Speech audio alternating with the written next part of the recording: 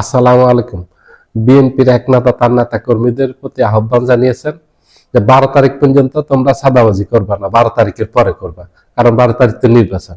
এখন নির্বাচনের আগে যদি সাদাবাজি করে তাহলে তো ভোট কমে যাবে, মানুষ ভোট দিবে না। মানুষ তো সোচ্চার 24-5 আগস্টের পর থেকে যে সাদাবাজি যারা করে, যারা সন্ত্রাস, সাদাবাজ, টেন্ডারবাজ, দখলবাজ, লুটতরাজকারী, তাদেরকে মানুষ ভোট দিবে না। এই ভয়ে বিএনপির একজন এমপি ক্যান্ডিডেট, উনি তার আগেও 2বার এমপি হয়েছেন, চট্টগ্রাম 13 আসন আনোয়ারা, এই আসনের বিএনপির এমপি প্রার্থী, ওনার নাম হলো সরোয়ার জামাল নিজাম। উনি গতকালকে ওনার একটা নির্বাচনী অফিস উদ্বোধনের সময় নেতা কর্মীদের প্রতি আহ্বান জানিয়েছেন। এটা হলো চট্টগ্রামের আনোয়ারায় আহ্বান জানিয়েছেন যে তোমরা 12 তারিখ পর্যন্ত সাদাবাজি করবা না। তার অর্থ হলো 12 তারিখের পরে করা যাবে জায়েজ, নির্বাচনটা পার হয়ে যায়। নির্বাচনটা পার হলেই আবার সাদাবাজি মহানন্দে উৎসবের সাথে করবে বিএনপি, যেটা মানুষ আগের থেকে অনুমান করে আসতেছে এবং ভয় আছে, আতঙ্কে আছে যে বিএনপি যদি ক্ষমতা আসে কি অবস্থা হবে বাংলাদেশের। কারণ গত 17 মাস জনগণ বিএনপিকে দেখছে, বিএনপির নেতা কর্মীরা কি করছে দেশে। হেন কোনো খারাপ কাজ নেই যেটা করেনি। এই যে বিএনপির এই নেতা বললো 12 তারিখ পর্যন্ত তোমরা অপেক্ষা করো, 12 তারিখ পর্যন্ত সাদাবাজি করা যাবে না। তার মানে হলো সাদাবাজি করে ওনারা জানে এটা জায়েজ, আর নির্বাচনে ভোট পাওয়ার জন্য এখন করা যাবে না, তাহলে মানুষ ভোট দেবে না। আর জনগণ তো আগে সিদ্ধান্ত নিয়েছে আপনাদেরকে ভোট দেবে না। আপনারা যে সাদাবাজ, আপনাদের নেতা কর্মীরা যে সন্ত্রাসের সাথে জড়িত, এই যে দখলবাজের সাথে জড়িত, লুটতরাজকারী, এটা জানে আপনারা যে সেটা, আপনারা যে ঋণ খেলাপি, আপনারা যে টাকা পাচারকারী, এগুলিতে আপনাদের নামে শত শত মামলা ছিল আওয়ামী লীগের সময়। মানুষ এগুলি জানে কারা এগুলি করে, কারা সন্ত্রাস, সাদাবাজ, টেন্ডারবাজ, দখলবাজ, লুটতরাজকারী, দেশের সম্পদ বিদেশে কারা পাচার করে, এগুলি মানুষ জানে। আপনাদেরকে ভোট দিবে না। আপনি এখন সাবধান করে লাভ নাই, জনগণ অনেক আগে সিদ্ধান্ত নিয়েছে। কারণ 17 মাসে আপনাদেরকে দেখেছে আপনারা কি করেছেন। ভোট দিবে না, ভোট পাবে না। শুধু এটা বিএনপি না, কোনো দলই পাবে না। যারা সন্ত্রাস করবে, সাদাবাজি করবে, যারা এই অপকর্ম করবে, তাদেরকে জনগণ ভোট দিবে না। জনগণ আগামী নির্বাচনে তাদেরকে প্রত্যাখ্যান করবে, তাদের বিরুদ্ধে ভোট দিবে। আপনি গোপনে আপনার নেতা কর্মীদেরকে পরামর্শ দেন আর প্রকাশ্যে দেন, কোনো লাভ হবে না। জনগণ আগেই সিদ্ধান্ত নিয়েছে, আগেই দেখে গেছে আপনারা কি করছেন। জনগণ সিদ্ধান্ত নিয়েছে আগেই যে কাদেরকে ভোট দিবে আগামী নির্বাচনে। এত বলার পরেও আপনাদের কোনো পরিবর্তন আসেনি।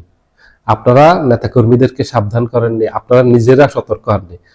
মানুষ ভেবেছিল তারেক জিয়া দেশে এসে এই সাদাবাজ, টেন্ডারবাজ, দখলবাজ, এসব সন্ত্রাসীদের বিরুদ্ধে কঠোর একটা অবস্থান নেবেন, কিন্তু উল্টো হলো।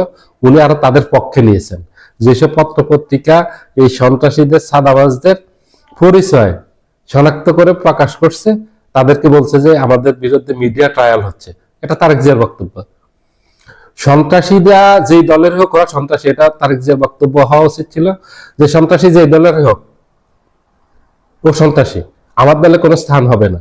মানুষ ভেবেছিল এই সন্ত্রাসীর বিরুদ্ধে, সাদাবাজদের বিরুদ্ধে তারেক জিয়ার কঠোর একটা অবস্থান থাকবে। মানুষ দেখলো আরো উল্টো, উনি আরো সেভ করতেছেন এই সন্ত্রাসী সাদাবাজদেরকে। এই জন্য বিএনপির জনপ্রিয়তা হ্রাস পেয়েছে, অনেক কমে গেছে বিএনপির জনপ্রিয়তা, ধস নামছে।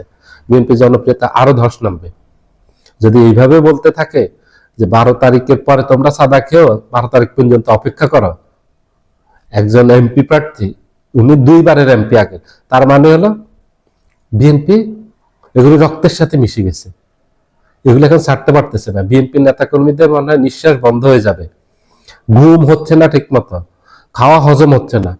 ওই যে সাদাবাজি করতে পারতেছে না, এই জন্য তারা ঠিকভাবে নিঃশ্বাস নিতে পারতেছে না। কখন সাদাবাজি করবে, শুরু করবে। কারণ এই সাদাবাজের অংশ তো এই এমপি মন্ত্রীদের হাতে যায়, পকেটে যায়।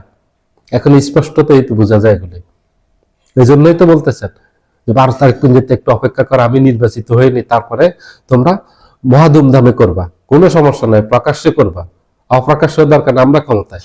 কিন্তু বিএনপি কি ক্ষমতায় গেছে এখনো? অথবা বিএনপি যাবে, এই নিশ্চয়তা আছে?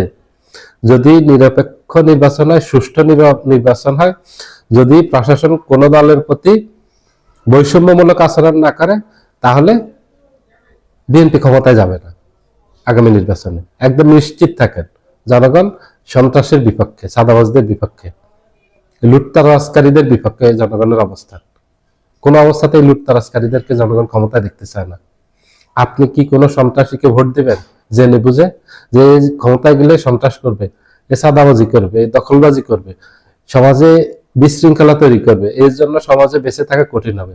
কোনো অন্যায়ের প্রতিবাদ করা যাবে না, আপনি আপনার কোনো অধিকার পাবেন না, আপনার সাথে অন্যায় করলে আপনি এটার বিচার পাবেন না। আপনি কি এই ধরনের মানুষকে নির্বাচিত করবেন?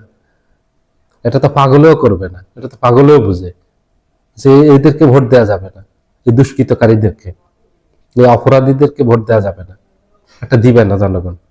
আপনারা ভোট পাবেন না, কারণ আপনারা সন্ত্রাসের পক্ষ নিয়েছেন, আর সাধারণ জনগণ শান্তির পক্ষ নিয়েছে।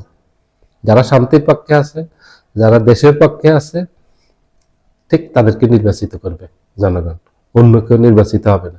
এবারে নির্বাচন খুব কঠিন হবে, কারণ এবারে নির্বাচনে ৯/৬ করলে নির্বাচন কমিশন, জনগণ রাস্তায় নামবে। যেভাবে ৫ই আগস্টে বিপ্লব ঘটছে, ঠিক একই ধরনের বিপ্লব আবার ঘটবে। এটার জন্য সবাই প্রস্তুত আছে। এটার জন্য জামাত, এনসিপি সহ সবাই যেমনি প্রস্তুত, সাধারণ জনগণও প্রস্তুত।